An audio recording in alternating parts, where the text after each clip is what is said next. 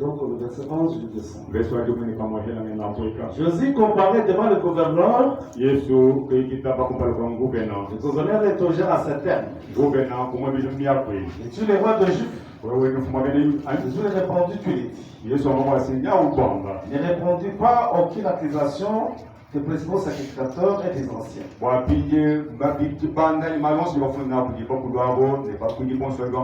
Et là, tu lui dis, n'attends-tu pas combien de choses il t'acquise? Jésus ne répondit pas en aucune de ses paroles. Ce qui étonna beaucoup le gouverneur. À chaque fête, le gouverneur avait coutume de relâcher un prisonnier, celui qui demandait la foule.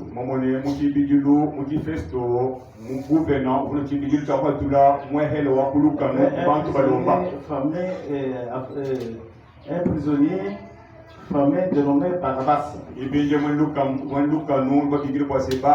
Comme il était rassemblé, Pilate l'a dit. Lequel voulait que je vous relâche? Jésus, donc Barabbas ou Jésus appelait Christ. Car il savait que c'était par l'envie qu'il avait libéré Jésus. Pendant qu'il était assis sur le tribunal, sa femme lui fit dire qu'il n'y a rien entre toi et le juste. Car aujourd'hui, j'ai beaucoup souffert en songe à cause de lui. Les serviteurs et les anciens persuadaient la foule,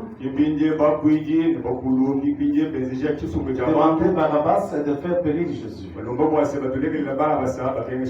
gouverneur prit la parole et l'a dit. Lequel de deux voulait que je vous relâche? Il répondit Barabbas. Pilate l'a dit, que verrez-vous de chez Jésus qu'on appelle Christ? Jésus répondit qu'il soit crucifié. Le gouverneur dit, mais quel mal as-tu fait? Il y a encore plus fort. Qu'il soit crucifié. Il ne gagnait rien. Et que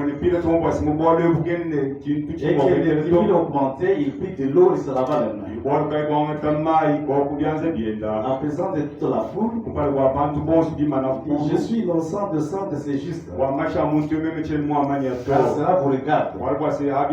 Tout le peuple a répondu, son sang retombe sur nous et sur nos enfants.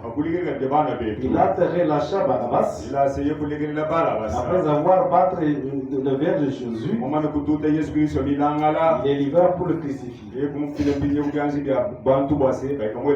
vous parle aussi dans Luc. Je prends Luc 23, 33 et 34.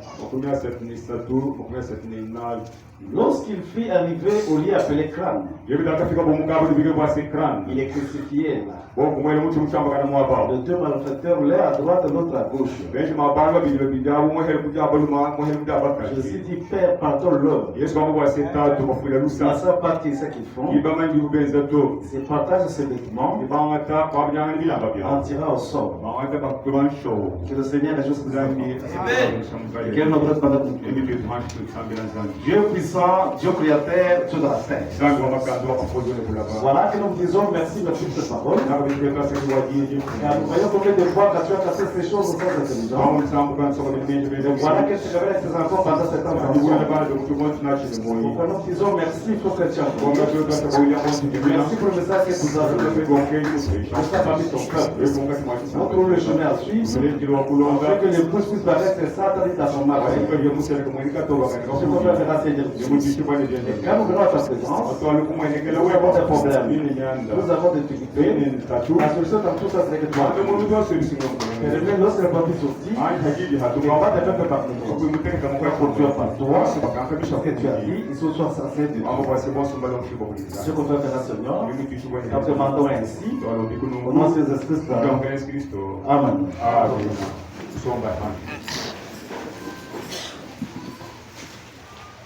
Nous allons profiter ici à la visiteur de vous de vous. C'est là, on puisse vous saluer au nom de Jésus. Que le Seigneur acclame pour nous, amen. Oui, mon cher frère, vous me donner les noms, la presse, dans le seulement. Moi, pour nous sommes beaucoup de comme nous. Et donc, je ne suis pas visiteur, je suis un enfant de la maison. Je viens des Kananga. Je suis pasteur ici. Ok. Je pars à Lumbashi, mais depuis que je vais laisser ici, c'est pourquoi ils sont venus un peu. À travers pour côté de main,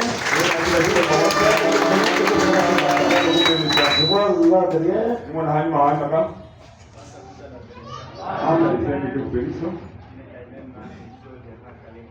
Mon nom c'est Zoé Kaleka. Je suis prédicateur de bonnes nouvelles. Je viens de Boudema Europe Tabernacle, je suis pasteur Boudema. Je pars à l'université. À travers pour notre bien-aimé, à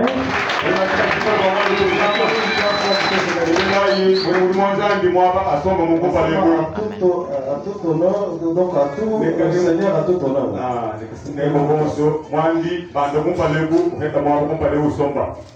Que le Seigneur vous bénisse. Nous continuons à parler sur l'accusation. Je porte l'accusation contre les églises dénominationnelles. Aujourd'hui, les églises indépendantes. Donc, pour avoir crucifié Christ pour la seconde fois. Nous allons comparer l'esprit de ce temps-là avec de ce temps ici.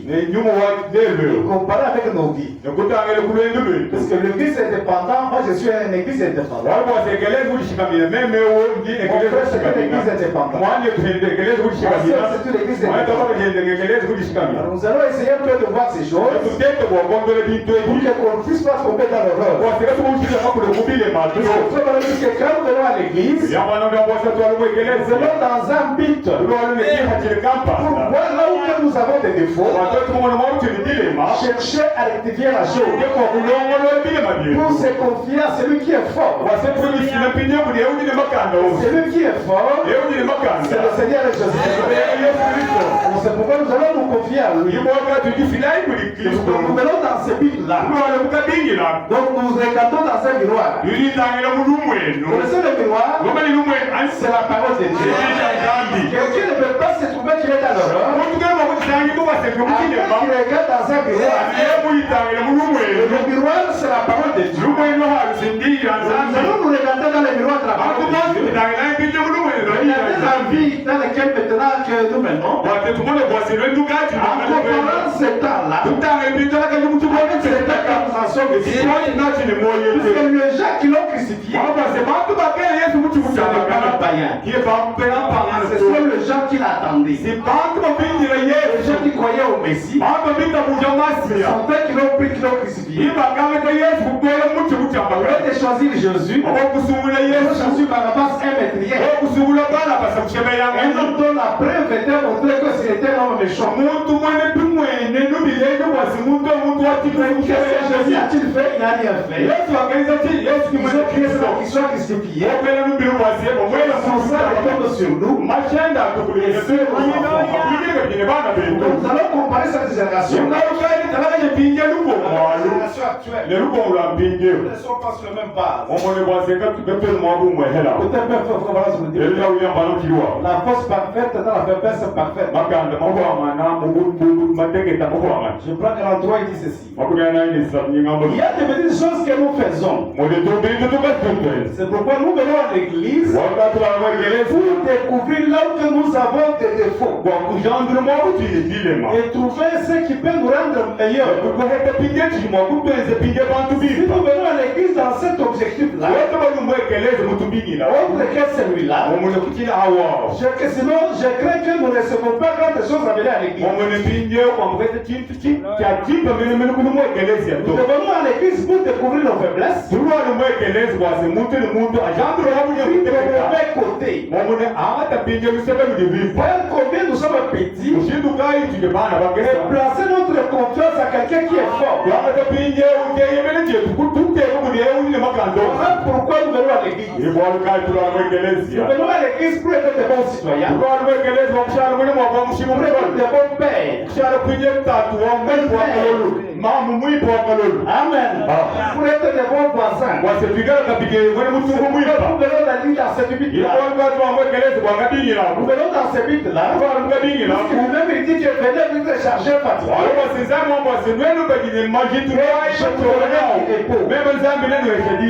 Nous venons nous examiner la parole de Dieu.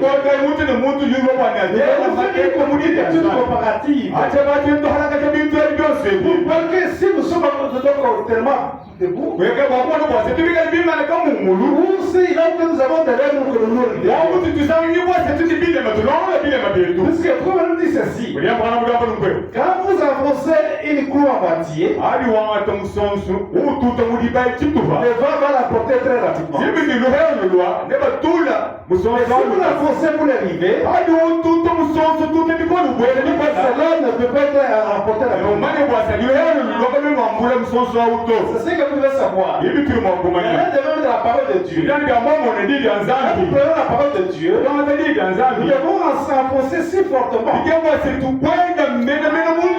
pour que cela puisse tenir bien. Pourquoi nous ne sommes pas une dénomination? Pratiquement le seul moyen de faire croire quelque chose à quelqu'un, c'est d'enfoncer cela si fortement, il sera obligé de réfléchir que la chose est juste. Le seul moyen de pouvoir faire que ça tienne. C'est comme si vous enfoncez un clou à moitié. Dans le tranche qui ne tient pas bon. On va la porter très bientôt. Si vous enfoncez au fond, vous devez tenir là. Et si vous appuyez sur là, c'est ce que vous devez faire sur la main. Pour enfoncer profondément la chose. C'est ce que vous devez comprendre comme ça. Parce que dans tous les âges, Dieu a traité dans chaque âge avec des personnes. Amen. Dieu était dans chaque âge là. Si vous remarquez chaque église, quand il est failli, il ne peut jamais se relever. Amen. Dans tous les âges, si l'église tombe, il ne peut jamais se relever.